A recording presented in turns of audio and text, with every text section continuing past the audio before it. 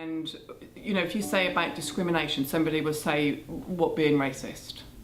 But what they won't say is, oh, discriminating against somebody or bullying somebody because they're homosexual or they're lesbian or whatever it might be, or they're transsexual. That doesn't come into their way of thinking, so they don't consider it as wrong.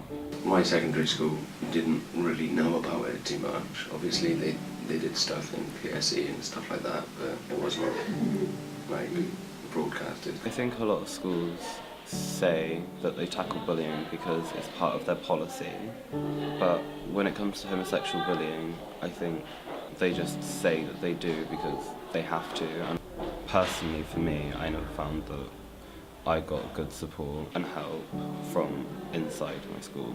Yeah, because most of the time teachers don't actually do anything about it. Because I mean, I've said it before, I've brought up stuff in school before, but teachers don't ever really do anything about it. Nothing ever gets carried through.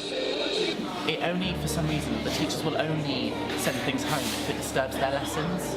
If it doesn't disturb their lessons, they'll wipe the whiteboard. Like, I notice a lot of Catholics and like very religious schools are very much against it. Like, I went to St. Augustine's for 5 years. Like, they were obviously very talkative about it because I knew people who were in my school and they didn't really have anywhere to go to. Homophobia isn't a week off, it's not a holiday that happens, it is something that's constant, year round, and it's something that needs to be tackled all year round. A large reason behind having this problem within schools is shown clearly from a recent record. Out of the students that did report a harassment or bullying situation because of their sexuality, about 1/3 of the school staff didn't do anything to resolve the issue. Schools are scared to challenge homophobia because they don't like to think it exists in their school. I think a lot of it is because they don't know what to do. I think that some teachers would like to challenge homophobic bullying but just don't know how to do that. It exists. I think is the main thing here is it exists, and schools that say we don't have any gay people in our school or we don't have any gay pupils is burying your head in the sand. It's ignorant. You can't tell from the way a person looks if they're gay or not,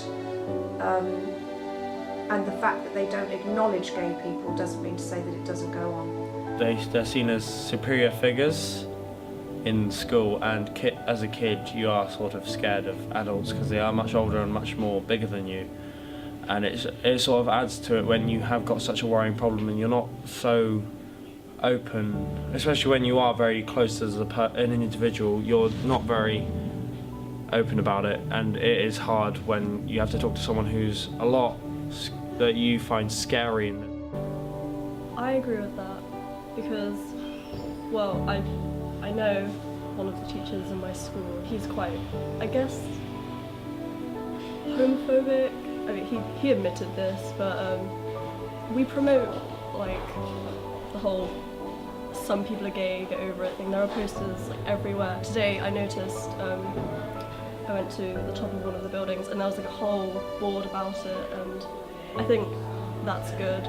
But when I was younger, like, I don't recall hearing anything about it, but recently it's getting better.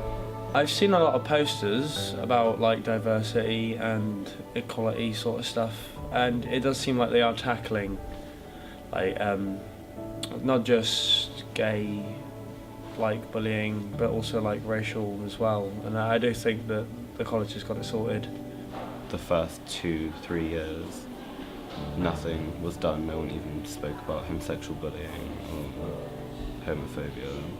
I went and spoke to a friend of mine in my secondary school, and he's being bullied like all the time for it, and he keeps going back and they just brush it under the carpet, as it were.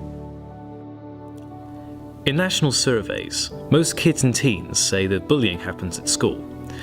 In fact, about 9 out of 10 LGBT teens have reported being bullied at school. Out of those numbers, almost half have reported being physically harassed, followed by another quarter who reported actually being physically assaulted.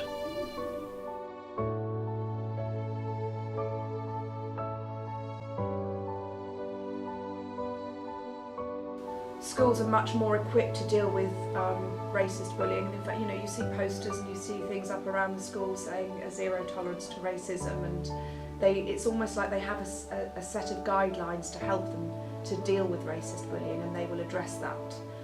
I think schools need to have that same set of guidelines, or at least apply that same set to homophobic bullying, and I don't think they do.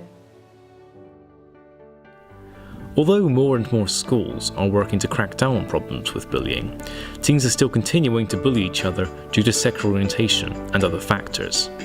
Some schools in Wiltshire have attempted to tackle this worldwide epidemic, such as Abbeyfield Academy in Chippenham, where a local bullying and homophobia prevention campaign have come to talk to.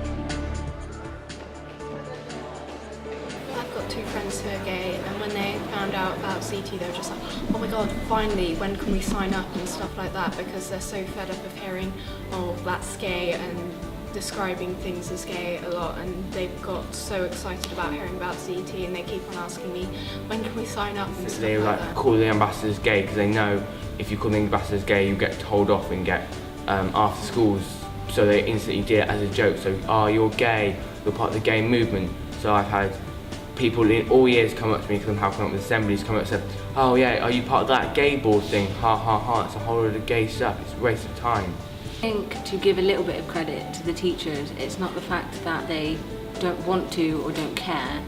I think it's they don't know how to, or they don't know what approach to take on it, because they haven't had to deal with it before.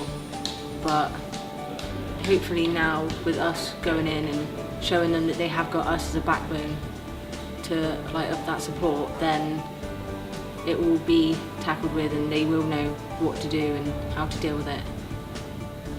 Again, it's much more of an open agenda. If you go back generations, it was quite a big thing. You've watched, and it's depicted in the media actually. I tell you, like Little Britain and that kind of thing.